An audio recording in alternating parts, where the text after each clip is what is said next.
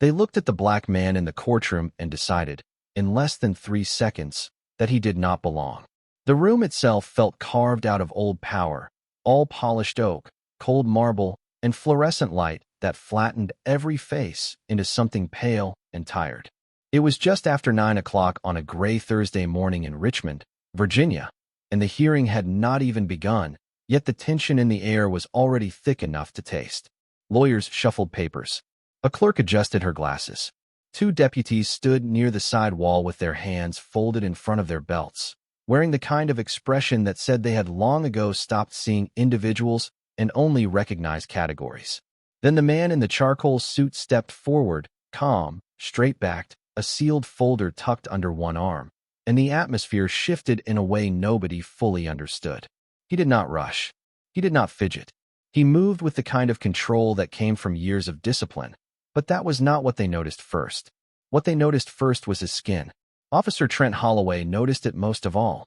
From where he stood near the rail, tall and broad in uniform, he let his eyes drag over the man with a smirk that barely bothered to hide itself.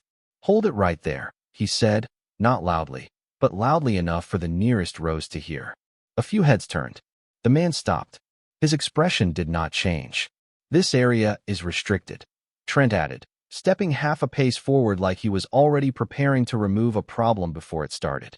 The man in the suit glanced once at the empty chair near the front, then back at the officer. "I'm aware," he said. His voice was low, even, almost too calm for the mood in the room. That calmness irritated Trent immediately. Some men took composure as confidence. Others took it as disrespect. Trent Holloway took it as a challenge. "Then you should also be aware," he said, "that you don't just walk up here because you feel like it." A faint chuckle slipped from somewhere behind the defense table. Another officer near the wall looked down, hiding a grin. The man in the suit remained still, one hand resting lightly against the sealed folder, his breathing steady, his jaw relaxed. He did not argue. He did not explain. And that silence only made the moment sharper. Because in that courtroom, silence was never read as dignity when it came from a black man. It was read as suspicion, as attitude, as something that needed to be corrected before it took up too much space. The clerk looked up again, this time longer.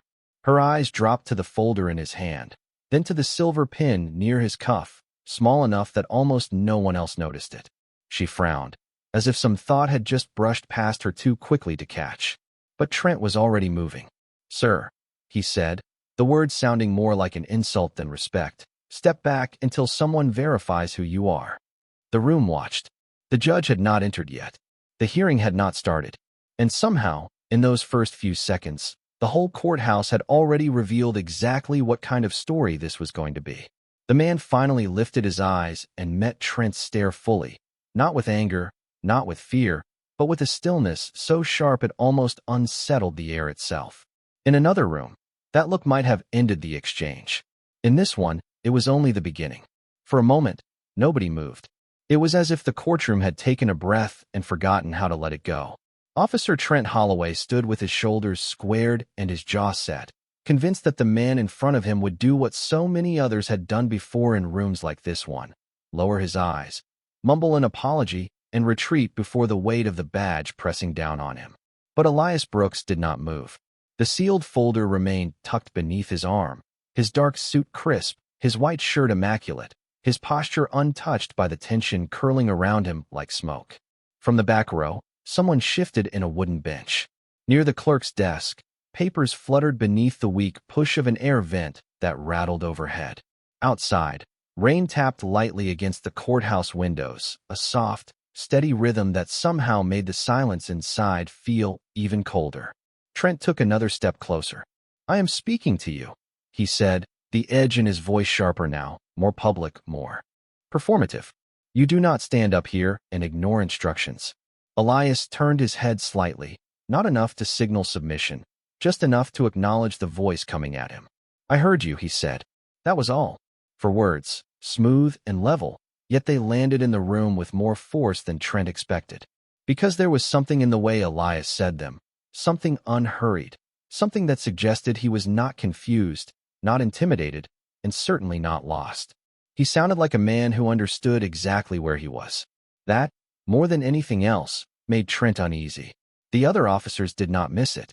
One of them, a younger deputy with sandy hair and a nervous smile, glanced between the two men as though trying to decide whether this was still casual humiliation or the beginning of something far less predictable. The clerk, a woman named Denise Carter who had worked inside that courthouse for almost 19 years, lowered her pen and looked again at the name printed on a sheet attached to the sealed folder. Her brow tightened. She had seen enough officials come and go through those halls to recognize when a room was about to regret its assumptions. But habit was a powerful thing, and habit had already taken hold of everyone else. In that courtroom, authority had a familiar face. It usually came in a certain shade, a certain voice, a certain ease. Elias Brooks carried none of those signals the room was trained to trust, at least not on the surface. No polished introduction, no escort, no loud announcement. Just a black man standing too calmly at the front of a courtroom where calmness from someone like him was treated as defiance.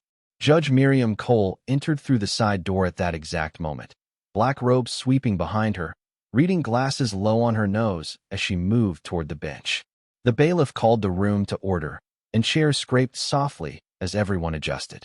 But even as the hearing formally began, the tension between Trent and Elias remained alive, threaded through the space like a wire pulled too tight.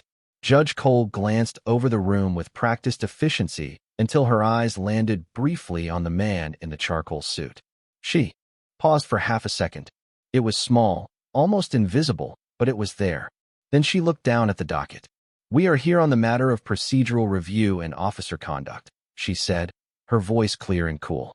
"Let us proceed without delay. Procedural review. Officer conduct." The words settled over the room, and something shifted behind Elias's still expression, not outwardly, but just enough to suggest he had heard exactly what he expected to hear. Trent did not notice. Or perhaps he noticed and misunderstood. He leaned toward the nearest officer and muttered something under his breath that earned a quick grin in return. They still thought this was their room. They still thought the man standing near the rail had wandered into the wrong place at the wrong time. And somewhere beneath the hush of rain, the rustle of legal pads, and the dry official tone of the court, the first cracks began to form in that belief. Elias Brooks had learned a long time ago that some rooms made up their minds before a man ever spoke. Courtrooms were among the worst. They wrapped themselves in flags, polished wood, and official language, then asked the world to believe they were blind to everything except truth. But Elias knew better. At 39 years old, with 17 years in uniform, and nearly half of that spent rising through a structure that had never made room for him easily, he could read a room faster than most people could read a file. He knew when suspicion was really contempt. He knew when procedure was being used as a mask for pride. And standing near the rail that rainy Thursday morning, while Officer Trent Holloway acted like a gatekeeper to a world he did not own, Elias understood something with perfect clarity. They were telling on themselves. Judge Miriam Cole continued through the opening formalities, her voice measured, each word dropping into the room like a pebble into cold water. The hearing concerned a series of internal complaints, questions about conduct, missing documentation, irregular witness handling, and patterns that had remained buried longer than they should have. To most people sitting in that courtroom, it sounded dry, technical, forgettable. But Elias knew what sat underneath those polished phrases. He knew the names attached to the sealed statements. He knew which officers had been protected, which reports had disappeared, and which civilians had been dismissed because the wrong person had written the right accusation. He had spent the past 11 months tracing that pattern one line at a time. Long nights under office light. Weekends surrendered to review boards and interviews. Phone calls from men who suddenly forgot what they had signed. Women who spoke in careful whispers because they had learned what happened when truth traveled without protection. And through all of it, Elias had kept his name out of it as much as possible. Not because he lacked authority, but because experience had taught him that when people saw the rank first, they behaved. When they saw only the man, they revealed themselves. That was what had brought him here in a plain charcoal suit rather than dress blues, with no public introduction and no visible escort. He had wanted to see who they were before they knew who he was. Trent Holloway was giving him the answer in real time. Across the aisle, Trent stood with the restless confidence of a man who had never been seriously challenged by the system that raised him. He leaned back slightly, thumb hooked near his duty belt, whispering to the deputy beside him as if the entire hearing were little more than an inconvenience before lunch. Every so often his eyes slid back toward Elias with the same smug disbelief, like he still could not understand why the man had not quietly disappeared. Denise Carter noticed it too. The clerk's fingers hovered over her keyboard, but her attention kept drifting toward the name that had unsettled her from the moment she saw it. Brooks. Not a rare name. But in this courthouse, on this docket, attached to a sealed review file, it carried a weight she could not yet place out loud. Elias remained still, his face unreadable, but inside him memory moved like a current. He remembered being 19 years old and saluting men who refused to return the courtesy. He remembered being called articulate as though it were a surprise. He remembered one captain years ago telling him, with a smile too polite to challenge openly, that respect in uniform had to be earned twice by some people. Elias had never forgotten that. He had simply decided that if he had to earn it twice, he would make sure he carried it in a way nobody could take from him. Now, as the rain traced thin lines down the courthouse windows and the hearing edged closer to the names that mattered, he stood in complete silence while the room continued making its mistake. And the more comfortable they became with that mistake, the more complete their downfall was going to be. The hearing moved forward on paper, but the real trial had already begun in the spaces between words. Judge Miriam Cole called the first sequence of procedural statements, and attorneys on both sides rose and sat with rehearsed precision. But the attention of the room kept drifting back to the man standing near the rail in the charcoal suit. Elias Brooks could feel it without turning his head. He could feel the glances, the whispered guesses, the irritation that came from seeing someone remain composed in a place designed to make certain people feel small.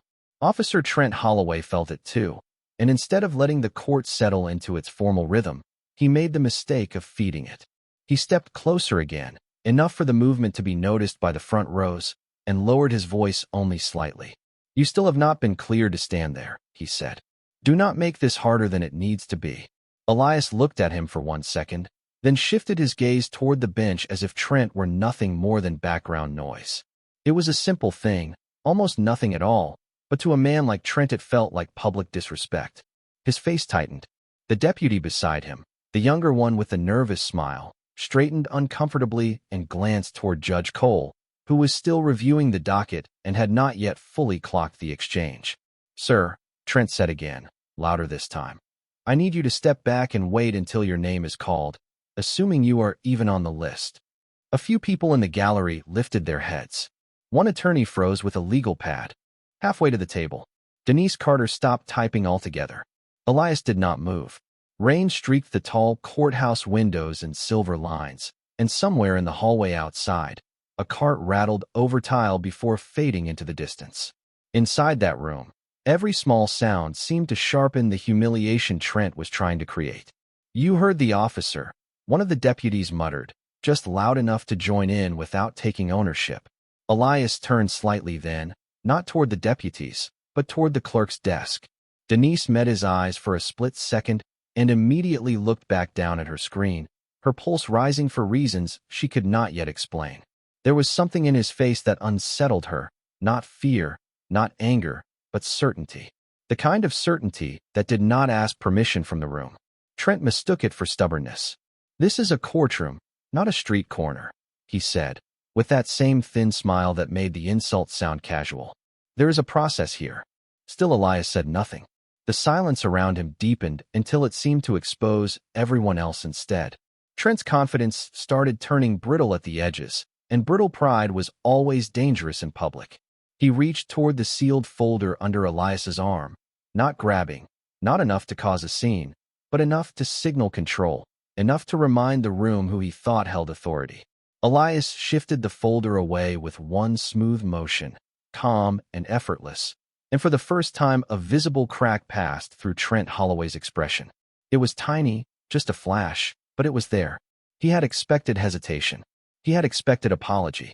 What he got was restraint without surrender, and in front of an audience that felt like defeat. Judge Cole finally looked up fully. Her gaze moved from Trent to Elias, then to the sealed folder, then back again. "Officer Holloway," she said, her voice cool enough to lower the temperature of the room. Unless there is a security issue, this court will proceed without interruption. Trent stepped back half a pace, but the damage had already been done. Everyone had seen what he was trying to do. Everyone had seen Elias refuse to shrink. And, as the hearing edged one step closer to the names hidden inside that sealed file, the courtroom did not yet realize that the man they were trying to push aside was the one person in that room who had the power to redefine everything that happened next. The room tried to move on, but it could not quite recover its balance. Judge Miriam Cole resumed the hearing with the practiced steadiness of someone who had spent 2 decades keeping disorder from turning public. Yet even she seemed to sense that something essential had shifted. Her voice remained level as she called for the first internal summary, but the rhythm was off by half a beat, like a song that had missed its cue and was now forcing itself back into time.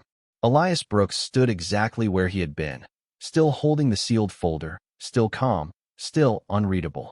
But now people were noticing details they had ignored before. Denise Carter noticed the embossed seal on the folder's edge, pressed so cleanly into the Navy stock that it could not have come from any ordinary precinct file.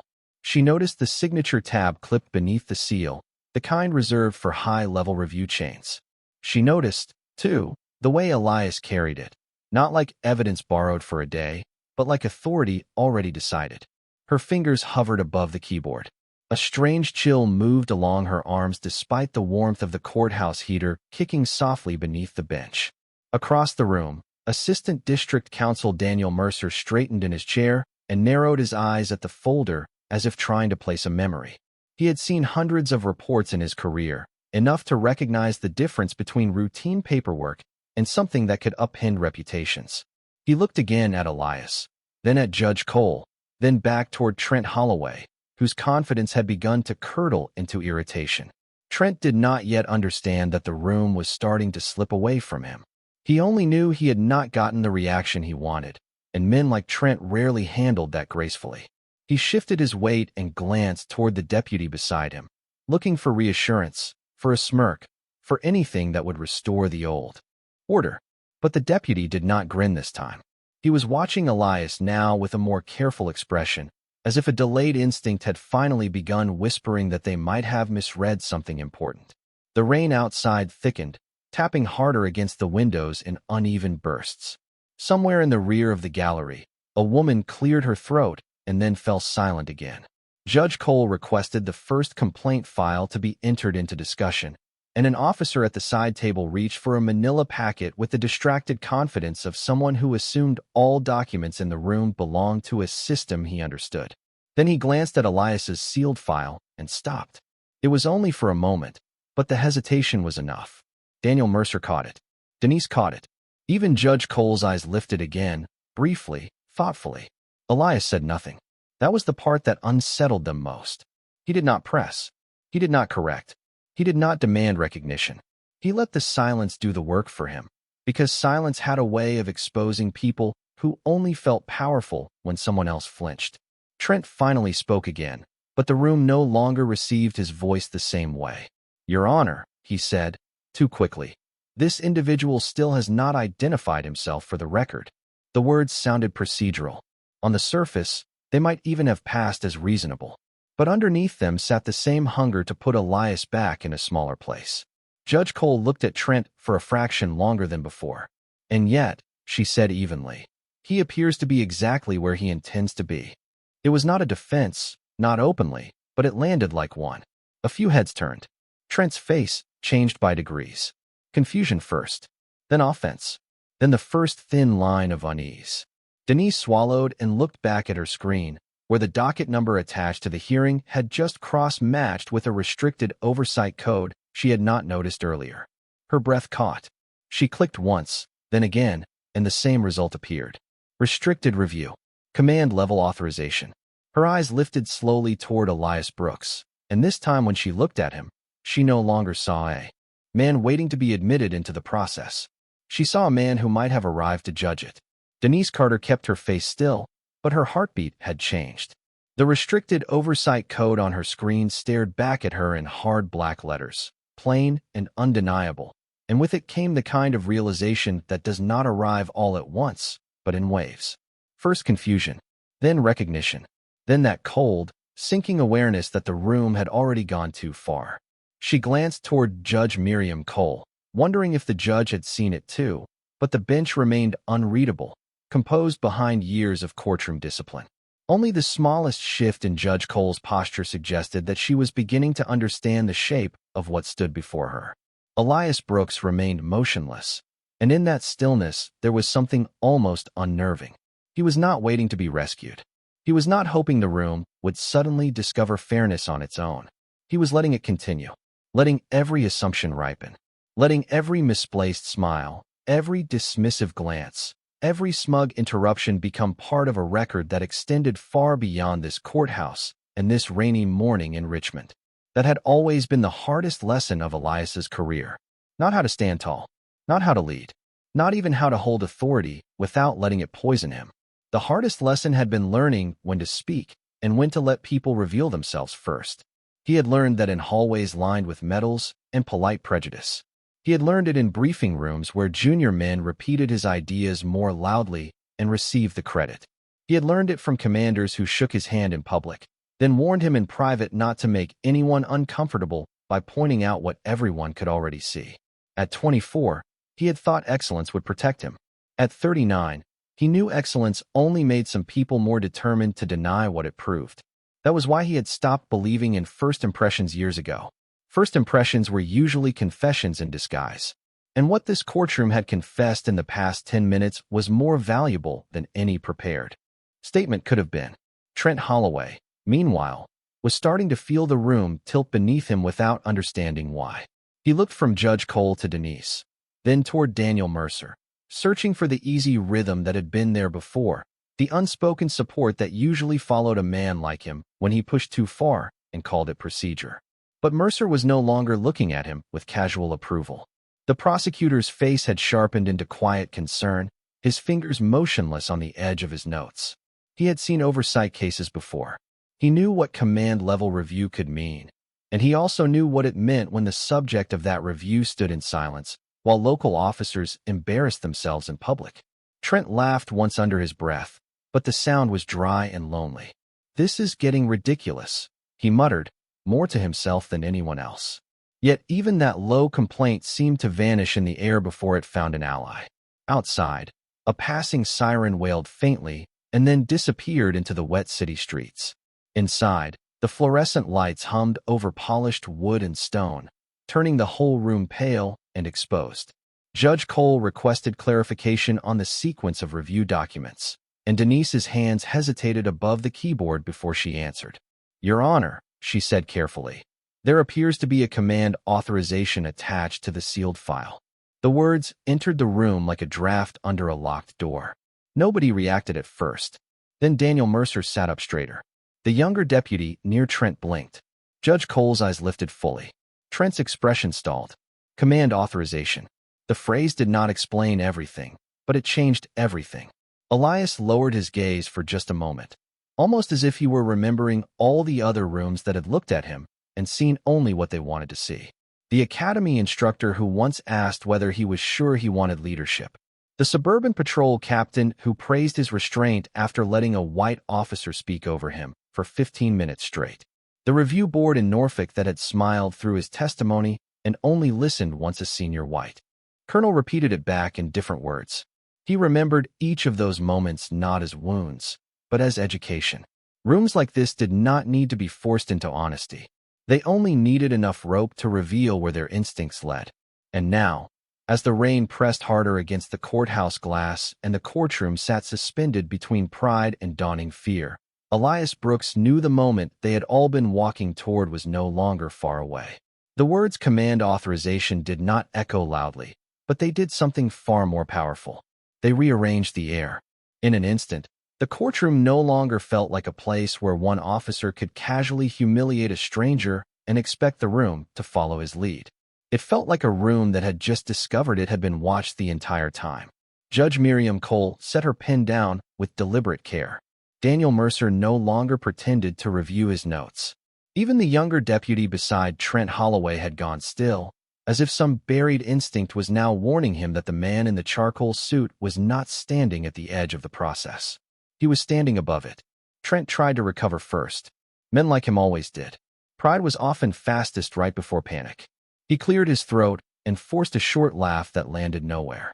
Then maybe he should identify himself properly, he said, trying to sound annoyed instead of shaken. This whole performance could have been avoided. Performance. The word hung there, brittle and foolish. Because by then everyone in that courtroom understood, at least dimly, that the only performance had been theirs. Elias Brooks lifted his eyes at last, not quickly, not dramatically, but with the calm finality of a man who had already decided the moment would come and had no intention of wasting it. Outside, rain washed the courthouse windows in gray streaks. Inside, the fluorescent lights hummed above the polished wood, and every face in the room seemed suddenly too visible. Elias shifted the sealed folder from beneath his arm and placed it gently on the nearest counsel table. The soft sound of it touching the wood was enough to draw every eye. Then he reached into the inside pocket of his jacket and removed a leather credential case, dark and worn at the edges from years of use. He opened it with one smooth motion and held it at a level where the bench, the clerk, and the front row could all see. "Captain Elias Brooks," he said, his voice low and steady, but now carrying through the room with complete control. "Office of Command Review and Internal Oversight." Nobody moved. Elias let the silence sit for one full breath before continuing. "I am the ranking officer assigned to this review, with direct authorization over the procedural conduct hearing before this court today." It was not a speech. It was not revenge dressed up as formality. It was simple truth delivered without strain, and that made it devastating. Trent Holloway's face lost color 1 degree at a time. The confidence that had filled his posture all morning collapsed inward so visibly that even the back rows could see it. His mouth parted, closed, then opened again, but no words came out. Judge Cole rose slightly in her chair before catching herself, a reflexive movement born not from fear, but from the shock of realizing she had allowed a hearing to begin while the highest-ranking review authority in the room had been treated like an intruder. Denise Carter's hand covered her mouth for a second before she lowered it and stared at the credential case with wide, disbelieving eyes. Daniel Mercer exhaled slowly through his nose, as though a puzzle he had been resisting had finally arranged itself in full. The younger deputy near Trent took one step back without meaning to. Elias closed the credential case and set it beside the folder. "I gave this room every opportunity to proceed with dignity," he said. The sentence was quiet, but it landed harder than anything shouted ever could have. Trent swallowed. "Captain, I did not realize," he began, but the words sounded small the moment they left him. Elias turned his gaze toward him fully then, and the entire room seemed to tighten. "That is the problem, Officer Holloway," he said. "You decided what I was before you asked who I was." No one laughed now. No one shifted with smug impatience. No one looked away casually. Because in that single moment, the courtroom was forced to confront something deeper than rank. It was not just that they had misjudged a captain. It was that they had shown exactly how quickly they dismissed a black man when they thought no consequence would follow. And as the rain kept falling against the tall windows of the Richmond courthouse, the silence that filled the room was no longer the silence of control. It was the silence of people realizing they had just exposed themselves to the one man with the power to hold them accountable. No one in the courtroom seemed to know where to place their eyes after that. For the first time all morning, the room had lost its script. Officer Trent Holloway, who only minutes earlier had spoken with the effortless certainty of a man protected by habit, now stood as if the floor beneath him had changed shape. His shoulders, once squared for control, had tightened into something smaller. The younger deputy beside him stared straight ahead, careful not to meet anyone's gaze. Even the gallery had gone silent in a different way now, not with passive boredom, but with the alert stillness of people realizing they were watching power reverse itself in real time. Judge Miriam Cole adjusted her glasses and looked down at the credential case, then at the sealed folder resting on the counsel table. When she spoke again, her tone had changed. It was more deliberate now, stripped of the casual authority that had carried the early part of the hearing. "Captain Brooks," she said, each word chosen with visible care, "the court acknowledges your authority in this matter." The sentence should have restored order. Instead, it made the imbalance even clearer, because acknowledgement, however formal, could not erase what had already happened in plain sight. Elias gave a small nod, not as acceptance, but as procedure. Then he opened the sealed folder and withdrew the first set of documents. The sound of thick paper sliding across polished wood seemed unusually loud in the hush. This review concerns 12 complaints over an 18-month period, he said. 7 involve procedural bias. 3 involve suppression of witness credibility. 2 involve direct interference with court access and conduct. His voice did not rise. It did not need to. Every word carried with the weight of preparation. Daniel Mercer leaned forward as Elias placed the first document before the bench. Denise Carter typed quickly now, her earlier hesitation replaced by the anxious precision of someone who knew the transcript would matter later.